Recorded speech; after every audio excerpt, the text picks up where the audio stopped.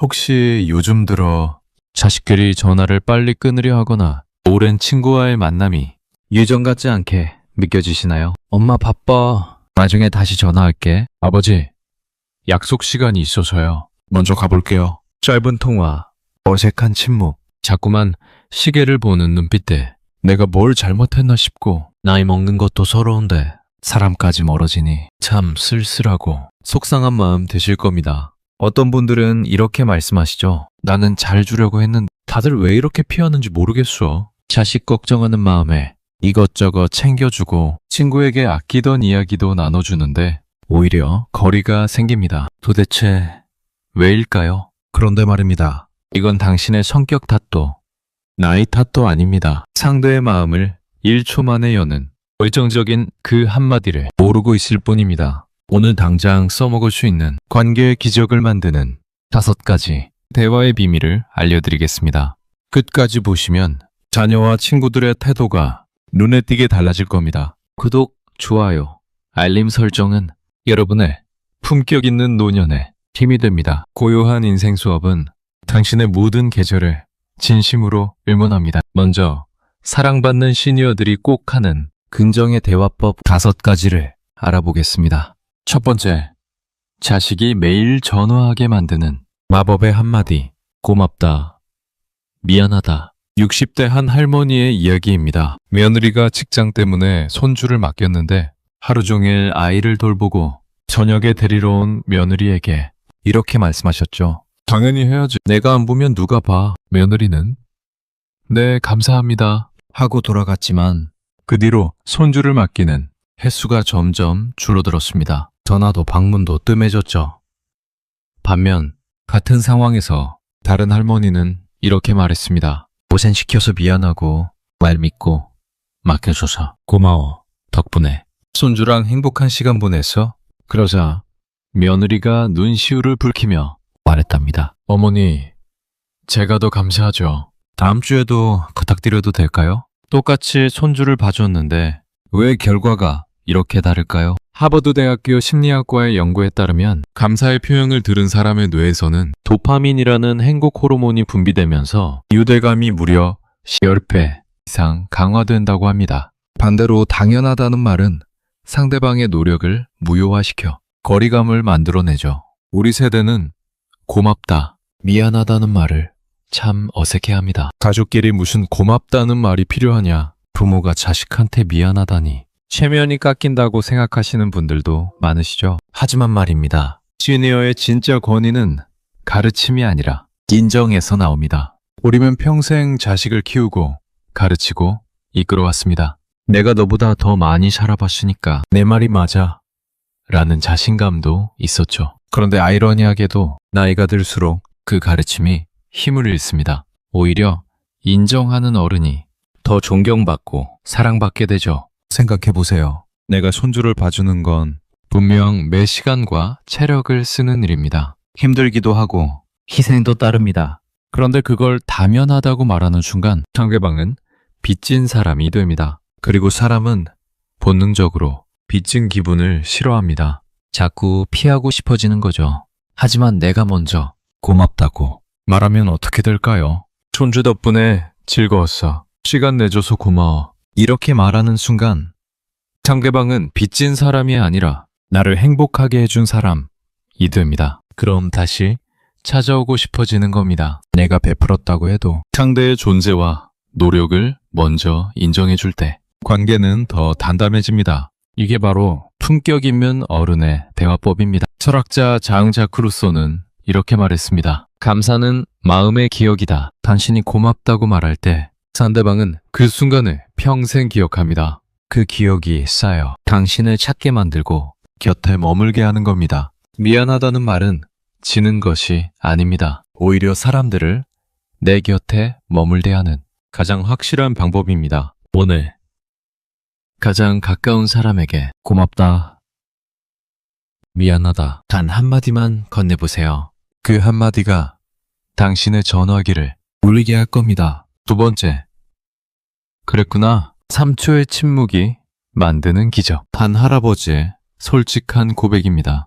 친구가 만나자고 해서 나갔는데 요즘 아들 때문에 힘들다는 거야. 직장 스트레스에 애들 교육 문제까지. 그래서 내가 딱 끊고 말했지. 그래서 내가 말했잖아. 요즘 애들은 너무 나약해. 우리 때는 그런 거 가지고 힘들다는 소리 안 했어. 마음을 좀 강하게 먹어야지. 그랬더니 친구 표정이 확 굳더라고. 그 뒤로 연락이 뜸해졌어. 난 친구 잘되라고 한 말인데 혹시 비슷한 경험 있으시지 않나요? 누군가 힘든 이야기를 꺼낼 때 우리는 본능적으로 해결책을 주려고 합니다. 이렇게 해봐. 내가 말해줄게. 옛날엔 말이야. 좋은 의도였지만 상대방은 점점 입을 다물게 되죠. 왜 그럴까요? 미국 UCLA 심리학과의 적극적 경청 실험 결과가 놀랍습니다. 실험 참가자들을 두 그룹으로 나눠서 한 그룹은 고민을 말할 때 조언을 들려주고 다른 그룹은 그냥 그랬구나, 힘들었겠다 라는 공감만 해줬습니다. 결과는 어땠을까요? 조언을 들은 그룹의 스트레스 수치는 거의 변화가 없었지만 공감만 받은 그룹은 스트레스 수치가 무려 40% 이상 감소했습니다. 심지어 육체적 통증 수치까지 낮아졌다고 합니다. 말을 들어주기만 했는데 말이죠. 여기서 중요한 깨달음이 있습니다. 대화의 목적은 정보 전달이 아니라 정서적 연결입니다. 상대방이 힘든 이야기를 할 때 사실 그들은 해답을 원하는 게 아닙니다. 내 이야기를 들어줘. 내 마음을 알아줘. 이게 진짜 원하는 겁니다. 그런데 우리는 평생 문제를 해결하며 살아왔기 때문에 자꾸 해결사가 되려고 합니다. 그 순간 상대방은 이해받지 못했다고 느끼고 거리가 생기는 거죠. 고대 그리스 철학자 제노는 이런 명언을 남겼습니다. 자연은 우리에게 두 개의 귀와 하나의 입을 주었다. 그러니 말하기보다 두 배로 듣는 것이 지혜다. 참초만 참아보세요. 상대방이 말할 때 내 조언이 목구멍까지 올라와도 참초만 침묵하며 고개를 끄덕여주세요. 그랬구나. 많이 힘들었겠네. 네 마음 충분히 이해해. 이 한마디면 충분합니다. 조언보다 공감이 100배 낫습니다. 당신의 침묵이 누군가에게는 세상에서 가장 큰 위로가 될 겁니다. 세 번째, 질문의 품격, 주인공을 상대방으로 바꾸기.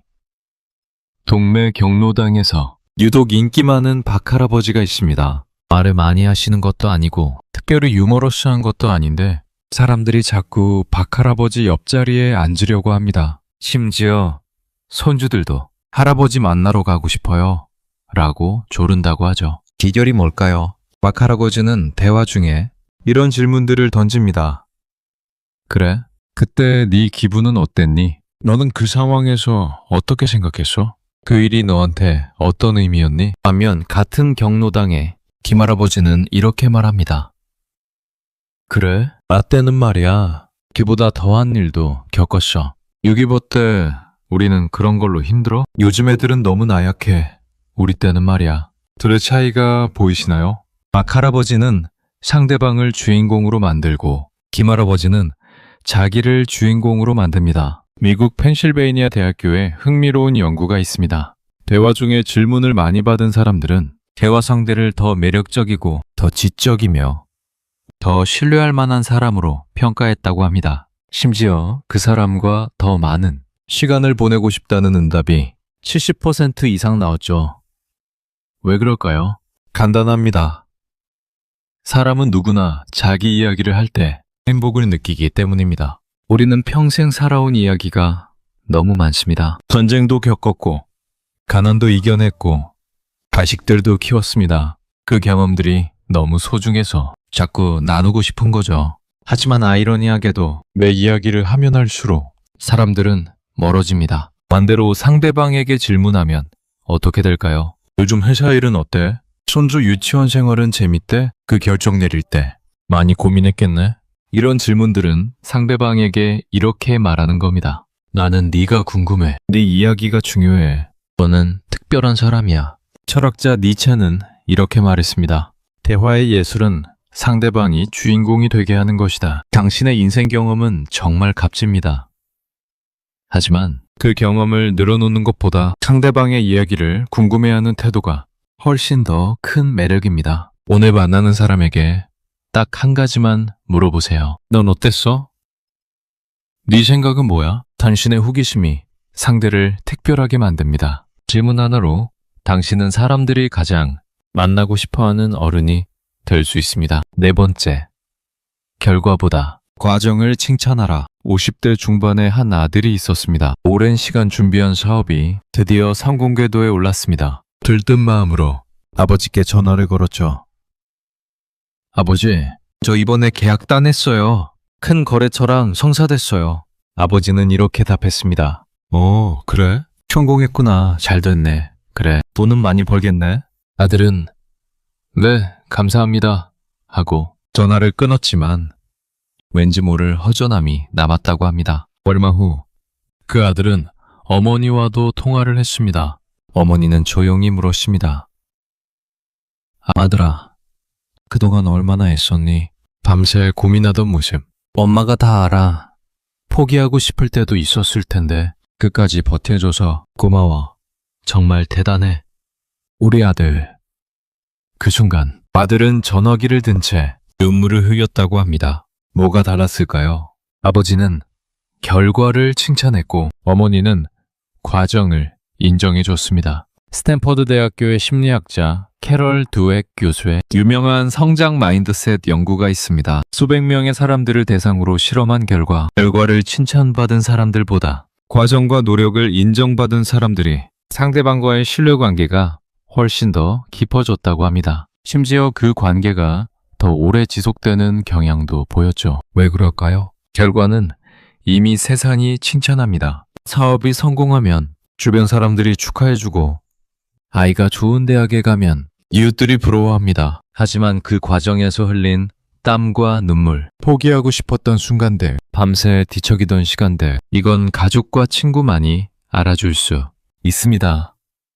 합격했구나, 잘했네 보다 매일 새벽같이 일어나서 공부하더니 결국 해냈구나가 더 깊이 가슴에 닿습니다. 사업 잘 되네 보다 그 힘든 시기 버텨낸 네가 정말 대단해가 더 오래 기억됩니다. 어느 시인이 이런 글을 남겼습니다. 꽃을 피워서 예쁜 것이 아니라 피려고 애써서 예쁜 것이다. 우리는 평생 결과를 보며 살아왔습니다. 자식이 성공했는지, 손주가 좋은 성적을 받았는지.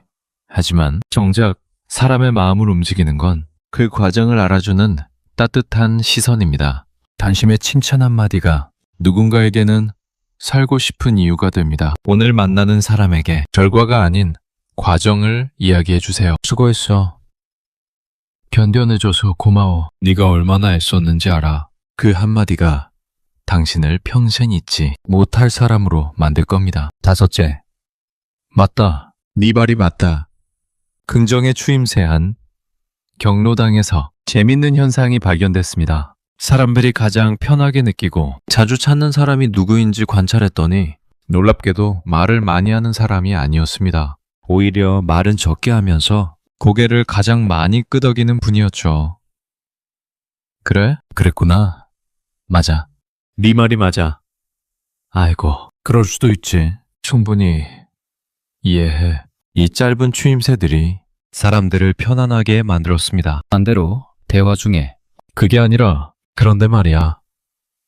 아니, 내 생각엔 이렇게 반박부터 하는 사람 곁에는 사람이 모이지 않았습니다. 미국 심리학계의 미러링 효과 연구 결과를 보면 이유를 알 수 있습니다. 상대방이 말할 때 고개를 끄덕이거나 맞다, 그래 같은 긍정적 반응을 보이면 듣는 사람의 뇌에서 동질감과 안도감이 극대화된다고 합니다. 무려 87%의 참가자가 이 사람은 나를 이해한다고 느꼈고 대화 만족도는 2배 이상 높아졌습니다. 우리 세대는 옳고 그름을 따지는데 익숙합니다. 평생 정확해야 했고 틀린 걸 바로 잡아야 했습니다. 그래서 누가 말하면 본능적으로 그건 아니고 정확하게 말하면 이라고 시작하게 되죠.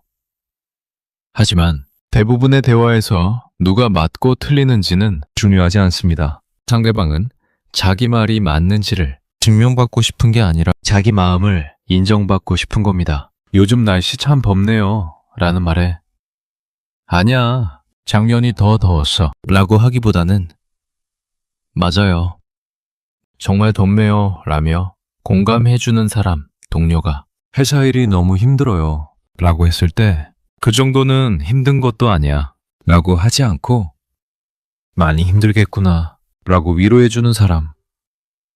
옳고 그름을 따지기 전에 마음의 편을 들어주는 것. 이게 시니어의 진짜 여유입니다. 미국 작가 마크 트웨인은 이런 명언을 남겼습니다. 친절은 귀머거리도 들을 수 있고 벙어리도 이해할 수 있는 언어다. 고개 끄덕임 한 번. 맞아. 한마디가 100마디 논리보다 힘이 셉니다. 상대방이 말할 때 일단 긍정의 추임새부터 던져보세요. 그래.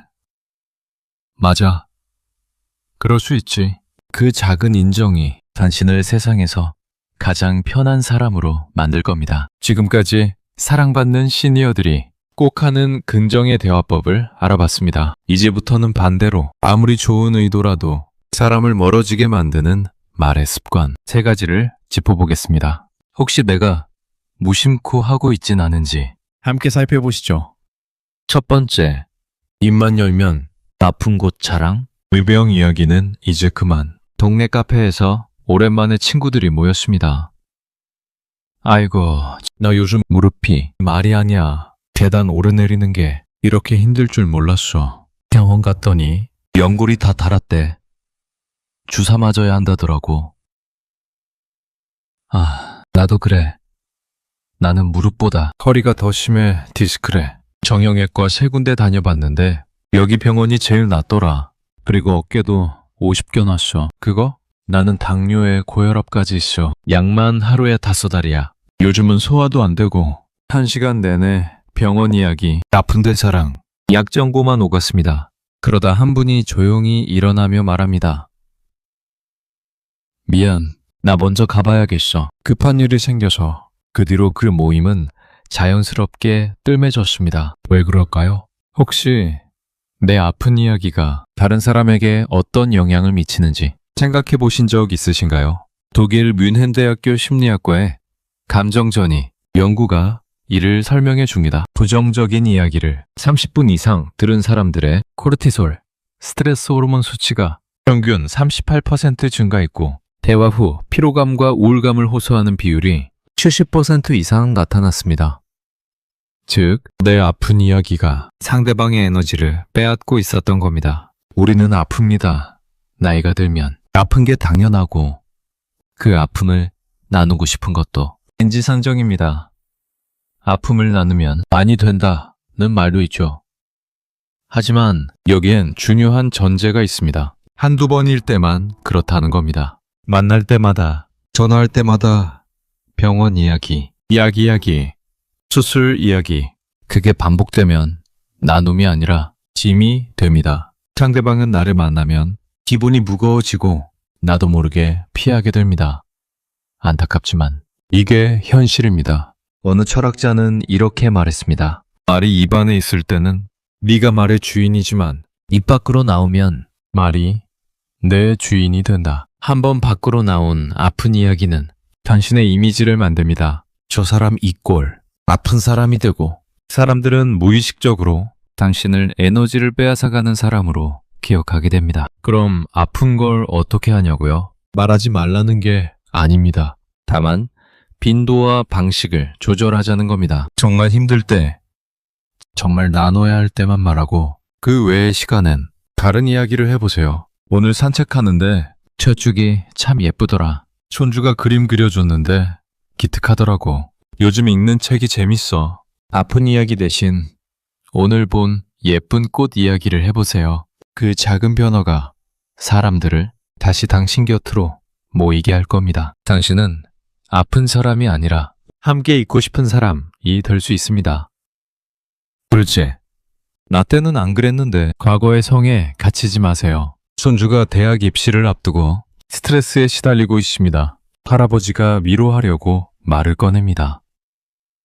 힘들지.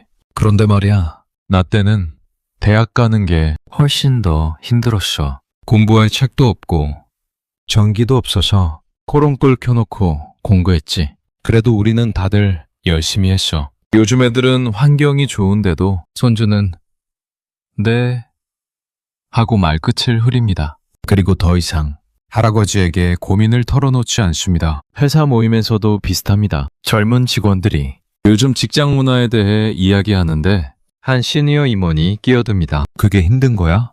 우리 때는 밤새 일하고 주말도 없었어. 그래도 불평 한마디 안 했지. 요즘은 워라벨이니 뭐니 하면서 그 순간 젊은이들은 시계를 봅니다. 그리고 하나둘 자리에서 일어나기 시작합니다. 왜 이런 일이 벌어질까요? 미국 듀크 대학교의 인지심리학 연구팀이 흥미로운 실험을 했습니다. 확진 편향과 뇌 노화의 관계를 조사한 건데요. 과거 경험에 집착하고 나 때는이라는 말을 자주 하는 사람들의 뇌를 스캔한 결과 새로운 정보를 받아들이는 전두엽의 활동이 평균 42% 낮아져 있었습니다. 즉, 과거에 갇힐수록 뇌가 더 빨리 늙고 새로운 것을 받아들이지 못하게 된다는 겁니다. 더 중요한 건 관계입니다. 자신의 과거 성공담만 반복하는 사람 곁에서 젊은이들은 평균 12분 만에 대화에서 이탈하려는 신호를 보였습니다. 눈을 다른 곳으로 돌리거나 시계를 보거나 핸드폰을 만지작거리거나 생각해보세요. 우리의 과거는 정말 찬란합니다. 어려운 시절을 이겨냈고 가난을 극복했고 자식들을 훌륭하게 키워냈습니다. 그 모든 게 자랑스럽고 소중한 기억이죠. 하지만 그 과거를 무기로 지금의 젊은이들을 재단하는 순간 그 찬란함이 꼰대가 됩니다. 나 때는 이랬는데 라는 말 속에는 은근한 비교와 판단이 숨어 있습니다. 너희는 나만 못하다. 요즘은 나약하다. 라는 메시지를 전달하는 거죠. 그 순간 상대방은 위로받는 게 아니라 평가받는다고 느낍니다. 독일의 철학자 쇼펜하우어는 이런 말을 남겼습니다. 나이 든 사람의 지혜는 과거를 자랑하는 데 있지 않고 현재를 이해하는 데 있다. 과거는 추억일 뿐입니다. 그 추억이 아무리 소중해도 지금 이 순간을 사는 모습이 진짜 매력입니다. 라떼는 이 아니라 요즘은 어떤데? 라고 물어보세요. 우리 때는 안 그랬는데가 아니라 지금은 그렇구나 라고 인정해 주세요. 당신의 오늘은 당신의 인생에서 가장 젊은 날입니다. 과거의 성에서 나와 현재를 살아가는 순간 당신은 진정으로 젊고 매력적인 어른이 됩니다. 세 번째, 잊지 않은 훈수와 충고는 독약입니다. 한 어머니의 하소연입니다. 딸이 결혼 준비를 하는데 예식장도 마음에 안 들고 예단도 너무 검소하게 하려는 거야. 그래서 내가 말했지. 그렇게 하면 안 돼. 우리 때는 이렇게 했어. 신랑 쪽 체면도 생각해야지. 엄마가 살아본 사람이니까 말하는 거야. 그랬더니 딸이 버럭 소리를 지르더라고. 엄마는 제발 신경 좀 끄세요. 제 결혼인데 왜 자꾸 간섭하세요? 난 잘 되라고 한 말인데. 아드님과의 관계도 비슷합니다. 아들이 직장을 옮기려고 하는데 아버지가 말립니다. 그 회사 그만두면 안 돼. 요즘 취업이 얼마나 어려운데. 네가 세상 물정을 몰라서. 그래, 내 말 들어. 아들은 결국 이직했고 그 뒤로 아버지와 대화가 끊겼습니다. 분명 잘 되라고, 실수하지 말라고, 후회하지 말라고 한 말인데 왜 이렇게 될까요? 예일대학교 심리학과의 심리적 리액턴스 연구가 이를 정확히 설명해 줍니다. 사람들은 누군가로부터 강요나 충고를 받으면 설령 그게 옳은 말이라도 본능적으로 거부하고 오히려 반대로 행동하려는 심리가 작동한다는 겁니다. 실험 결과 충고를 받은 그룹의 82%가 충고와 정반대의 선택을 하려는 경향을 보였습니다. 더 놀라운 건 관계에 미치는 영향입니다. 요청하지 않은 조언을 자주 하는 사람에 대한 호감도는 평균 68% 하락했고 다시 만나고 싶지 않다는 응답이 절반을 넘었습니다. 왜 그럴까요? 충고는 표면적으로는 도움이지만 그 안에는 너는 모르니까 내가 가르쳐줄게. 너는 판단력이 부족해. 라는 메시지가 숨어 있기 때문입니다. 우리는 도와주려는 건데 상대방은 무시당한다고 느끼는 거죠. 특히 우리 시니어 세대는 인생 경험이 풍부합니다. 실제로 많은 걸 겪었고 자식들보다 세상을 더 많이 알고 있죠. 그래서 잘못된 길로 가는 것 같으면 참을 수가 없습니다. 내가 살아본 사람이야. 내 말 들으면 후회 안 해. 이렇게 말하게 됩니다. 하지만 여기서 한 가지를 기억해야 합니다. 사람은 누구나 자기 인생의 주인공이고 싶어 한다는 것, 그리고 실수할 권리가 있다는 것입니다. 설령 당신의 충고가 100% 옳다 해도 그들이 원하지 않으면 그건 간섭이 됩니다. 고대 그리스의 한 현자는 이렇게 말했습니다. 침묵은 현명한 사람을 더 현명하게 만든다. 충고는 요청받았을 때만 하는 것. 이게 시니어의 가장 큰 미덕입니다, 엄마. 이거 어떻게 생각하세요? 아버지, 조언 좀 들을 수 있을까요? 이렇게 물어올 때까지 기다리는 겁니다. 그때 한 말은 금쪽 같은 조언이 되지만 묻지도 않았는데 하는 말은 독이 됩니다. 입은 닫고 주머니를 열라는 말, 조금 서글프지만 관계를 지키는 확실한 진리입니다. 당신의 침묵이 때로는 어떤 조언보다 큰 사랑이 될 수 있습니다. 오늘 우리는 사랑받는 시니어가 되기 위해 꼭 해야 할 5가지와 반드시 멈춰야 할 3가지를 알아봤습니다. 꼭 해야 할 것들은 고맙다, 미안하다는 말로 관계의 문을 여는 것, 상대방이 말할 때 그랬구나 라며 3초만 침묵하며 공감해주는 것, 내 이야기 대신 넌 어땠어?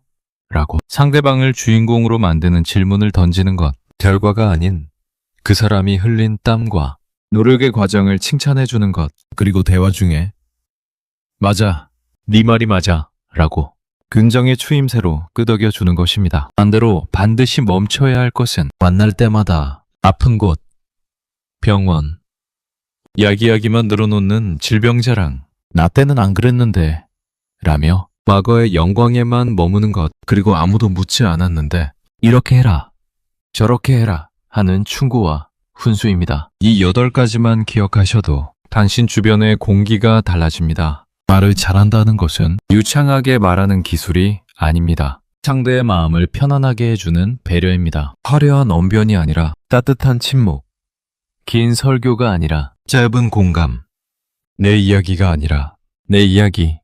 이게 진짜 말 잘하는 시니어의 품격입니다. 혹시 이 영상을 보면서 아, 나도 그랬구나 하고 뜨끔하신 부분이 있으신가요? 괜찮습니다. 깨달았다는 것 자체가 이미 변화의 시작입니다. 지금 이 영상을 끝까지 보고 고개를 끄덕이셨다면 당신은 이미 매력 넘치는 어른입니다. 배우려는 마음, 바꾸려는 의지가 있으니까요. 오늘 바로 지금 당장 가장 가까운 사람에게 전화해 보시는 건 어떨까요? 고맙다는 말 한마디, 요즘 어떻게 지내니? 라는 질문 하나만 건네보세요. 그 작은 실천이 당신의 노년을 완전히 바꿔놓을 겁니다. 100세 시대, 우리에게 남은 시간은 생각보다 깁니다. 그 긴 시간을 외롭게 보낼 것인가, 사랑받으며 보낼 것인가, 선택은 당신의 말 한마디에 달려 있습니다. 오늘 영상이 도움이 되셨다면 구독과 좋아요 부탁드립니다. 여러분께 품격 있는 노년의 지혜를 계속해서 전해드릴 수 있도록 많은 응원 부탁드립니다. 여러분의 품격 있는 인생을 진심으로 응원합니다. 오늘도 좋은 하루 보내시고 다음 영상에서 또 뵙겠습니다. 감사합니다.